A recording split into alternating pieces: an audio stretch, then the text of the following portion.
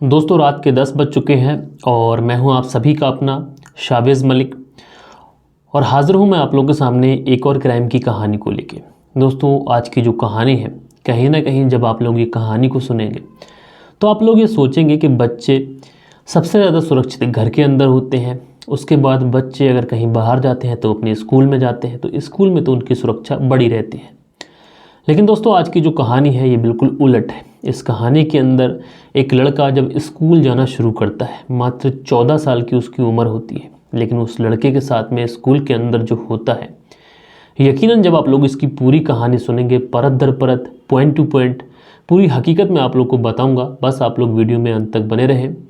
दोस्तों 2 दिन से हमने आपके कमेंट्स नहीं पढ़े हैं, तो कल की वीडियो और उससे पहला वाला जो वीडियो था, दोनों वीडियोस के कमेंट्स आज के इस वीडियो में मैं पढ़ूंगा।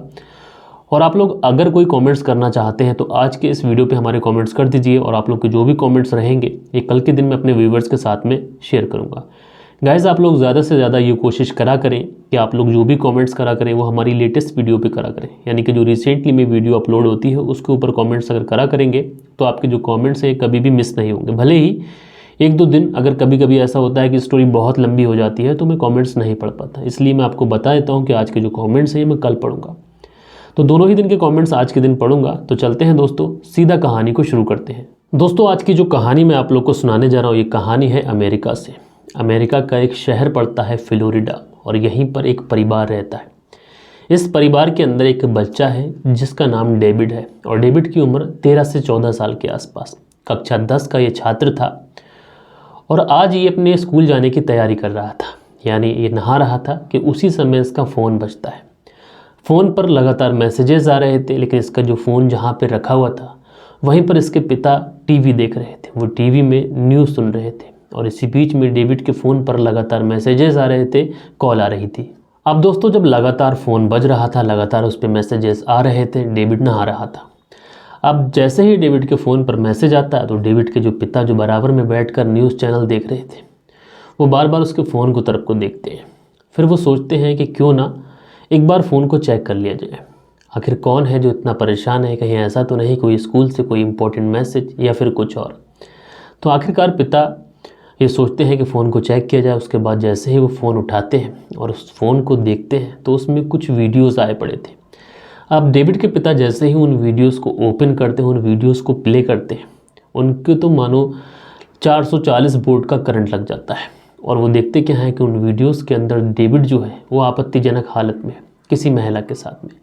अब डेविड के पिता जब इस तरीके की वीडियोस देखते हैं तो कहीं ना कहीं उनकी जो चिंता है ये बहुत ज़्यादा बढ़ जाती है, और वो बहुत ज़्यादा परेशान भी हो जाते हैं। अब डेविड के पिता के पास में कोई रास्ता नहीं था, वो करें तो करें क्या। तो ये इंतज़ार करते हैं कि उनका बेटा डेविड नहा कर निकले तो उससे कुछ पूछे।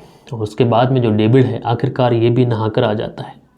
अब जैसे ही डेविड बाहर आता है तो एकदम से जो डेविड के पिता हैं ये पूछ भी नहीं पाते हैं, क्योंकि एक बाप अपने बेटे से सीधा इस तरीके के सवाल नहीं कर सकता। तो पहले तो बहुत ज़्यादा सोचते हैं पूछूं या फिर ना पूछूं, लेकिन फिर सोचते हैं कि अगर उन्होंने नहीं पूछा तो ऐसा ना हो कि उनके बेटे के साथ में कुछ गलत हो जाए। फिर उसके बाद में डेविड के पिता डेविड को अपने पास बुलाते हैं और उससे पूछते हैं कि बेटा तुम्हारे मोबाइल में कुछ इस तरीके के वीडियोज़, कुछ फ़ोटोज़ आए हैं।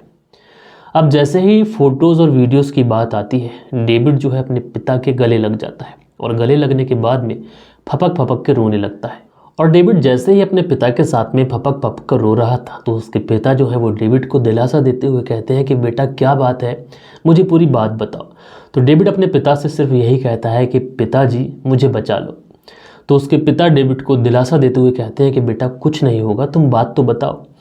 तो डेविड बताता है कि पिताजी मैं जिस स्कूल में पढ़ता हूँ वहीं पर मेरी क्लास में एक लड़का है, उस लड़के से मेरी अच्छी खासी दोस्ती हो जाती है, और दोस्ती इस कदर होती है कि हम दोनों एक दूसरे की दिल की बात भी शेयर करते हैं, एक दूसरे से अच्छी बॉन्डिंग हो गई है, एक साथ बैठते हैं, एक ही बेंच पर बैठते हैं, खेलने जाते हैं तो एक साथ जाते हैं, बाहर घूमने जाते हैं तो एक साथ जाते हैं, अगर कुछ खाना भी होता है तो हम दोनों एक ही साथ जाते हैं। डेविड अपने पिता को बताता है कि उससे मेरी दोस्ती इतनी अच्छी थी इसलिए मैं उसके घर आने जाने लगा था। दरअसल जो डेविड का दोस्त था उसकी जो माँ थी ये डेविड के ही स्कूल में ड्रामा टीचर भी थी, इसलिए डेविड अक्सर जब अपने दोस्त के घर जाता तो उसकी मुलाकात अपने दोस्त की मम्मी से भी होती।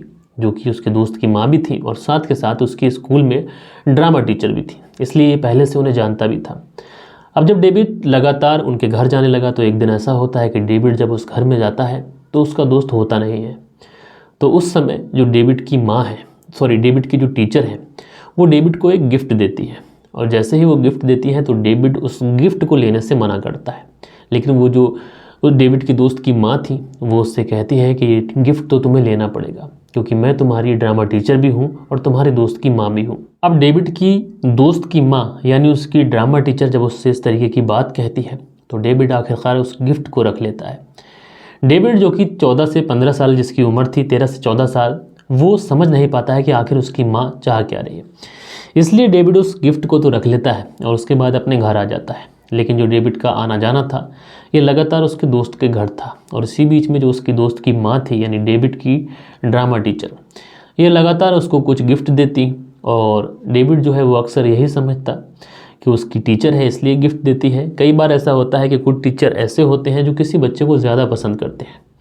तो जो डेविड की दोस्त की जो माँ थी ये कहीं ना कहीं डेविड की पर्सनैलिटी पे फिदा थी, इसलिए लगातार उसको गिफ्ट देती और ये जो बच्चा था ये उन गिफ्ट को रख लेता। इसी तरीके से ये जो सिलसिला था ये लगातार चल रहा था। अब ये जो सारा सिलसिला था ये लगातार चल रहा था। एक दिन ऐसा होता है कि डेविड जो है ये अपने दोस्त से मिलने के लिए उसके घर जाता है, लेकिन जब ये उसके घर पहुंचता है तो देखता क्या है उसका जो दोस्त है वो घर पे नहीं है, उसकी माँ बस अकेली घर पे है। दरअसल उसका जो दोस्त था उसकी माँ और वही बस घर पे रहते थे, दूसरा कोई और था नहीं घर पे। तो जब डेविड का दोस्त घर पर नहीं होता है तो डेविड वापस आने के लिए मुड़ता है, लेकिन जो डेविड के दोस्त की माँ थी यानी डेविड की ड्रामा टीचर, वो डेविड को रोकती है, पास बिठाती है, उससे पानी चाय को पूछा जाता है, कॉफ़ी को पूछा जाता है, लेकिन डेविड पानी चाय कॉफ़ी को मना कर देता है। उससे कहता है कि वो बस अपने दोस्त से मिलने आया था, वो जब आ जाएगा तो वो वापस आएगा। लेकिन जो डेविड की दोस्त की माँ थी यानी जो मैडम थी वो डेविड को गलत तरीके से टच करने लगती है, डेविड को एक तरीके से कन्विंस करने लगती है। लेकिन कहीं ना कहीं 14 साल का बच्चा इन सारी चीज़ों को बहुत ज़्यादा असहज महसूस कर रहा था।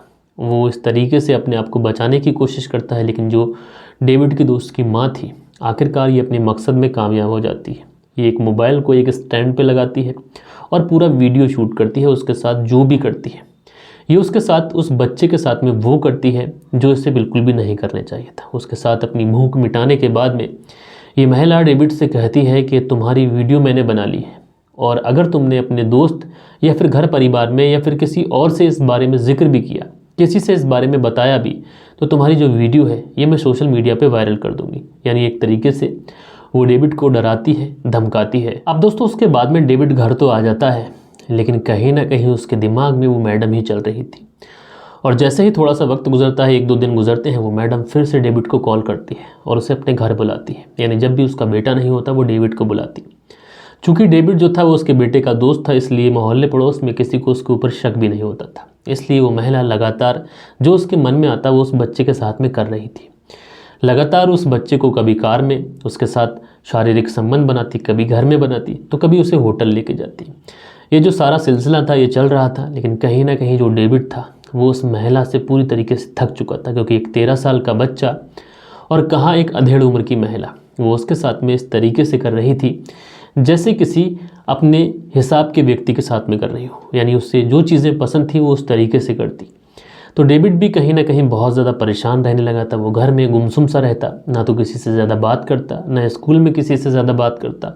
अपने दोस्त से भी उसने बात करना कम कर दिया था। वो हमेशा यही सोचता रहता कि इस महिला से उसे आज़ादी कब मिलेगी, कब इस महिला से उसे छुट्टी मिलेगी। यही सारी चीज़ें वो सोचता रहता था। दोस्तों ये महिला डेविड के साथ में लगातार इसी तरीके से करती जा रही थी, लेकिन डेविड अब ये फैसला कर चुका था कि वो इस महिला के बुलाने पर नहीं जाएगा। दरअसल पिछला 1 साल गुजर चुका था और इस 1 साल के अंदर डेविड के मुताबिक अगर बात करें तो डेविड बताता है कि इस 1 साल के अंदर उस महिला ने 100 बार से ज़्यादा उसके साथ में शारीरिक संबंध बनाए थे और अपनी मर्ज़ी से बनाए थे।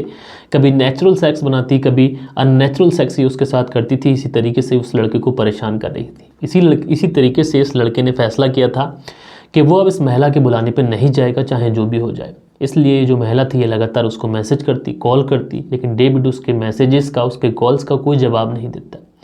इसी तरीके से जिस दिन डेविड नहा रहा था उसका फ़ोन जो है बाहर पिता के पास ही रखा था और उसी समय जो महिला है ये डेविड को डराने के लिए, धमकाने के लिए उसके मोबाइल पर वीडियोस भेजती है। जब ये पूरी कहानी डेविड अपने पिता को सुनाता है तो डेविड के जो पिता हैं ये बिल्कुल भी खामोश नहीं रहते, बल्कि अपने बेटे को लेकर सीधा पुलिस स्टेशन पहुंचते हैं। और पुलिस स्टेशन जाने के बाद में संबंधित धाराओं में इस महिला के खिलाफ मुकदमा दर्ज कराते हैं। उसके बाद में ये अपने बेटे को लेते हैं और उस स्कूल में भी जाते हैं जहाँ पर ये महिला पढ़ाती थी। उसके बाद में उस स्कूल में जाने के बाद में वहाँ पर जो स्टाफ होता है उसके सामने भी ये बात रखी जाती है, क्योंकि डेविड के पिता के पास में पर्याप्त सबूत थे, फोटोज़ थे, वीडियोज़ थे। अब दोस्तों जब ये बात हर जगह फैलती है तो कहीं ना कहीं स्कूल का जो स्टाफ था वो भी इस महिला को अपने स्कूल से निकालता है और उसके बाद में इस महिला की गिरफ्तारी भी होती है, क्योंकि एक बच्चे के साथ में इस महिला ने पिछले 1 साल से शारीरिक शोषण किया था। अब ये मामला जब कोर्ट में पहुंचता है तो अदालत फैसला सुनाती है कि इस महिला को समाज में रहने का कोई अधिकार नहीं है, कि उसने एक 13 साल के बच्चे के साथ में पिछले 1 साल से शोषण किया है।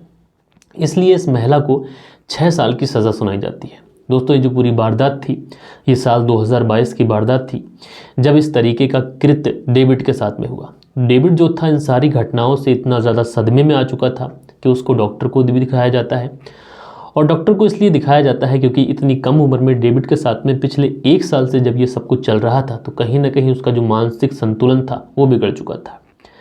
बहरहाल दोस्तों आज की जो कहानी मैंने सुनाई है तो बहुत सारे लोग इस तरीके के कमेंट्स करेंगे कि हम होते तो ऐसा कर लेते या वैसा कर लेते।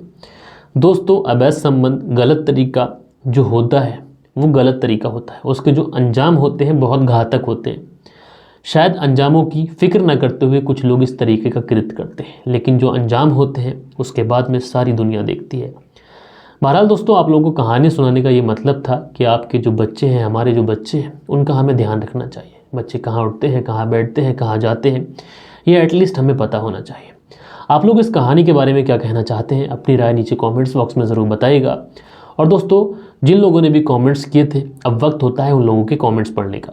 तो परसों वाले वीडियो पे जो हमारे कमेंट्स आए थे इसमें यूज़र हैं, ये लिखते हैं मैं ऐतिहासिक औरंगाबाद शहर से हूं और आपका शुक्रिया अदा करता हूं कि आप मेरे 2 दिन से नाम ले रहे हैं। बहुत बहुत धन्यवाद सर, मैं आपका रोज़ कमेंट कर सकता हूं, क्या आप बोर तो नहीं हो जाएंगे। इनका जो आईडी है वो यूज़र EW नाम से, आप अपना नाम भी लिख देते।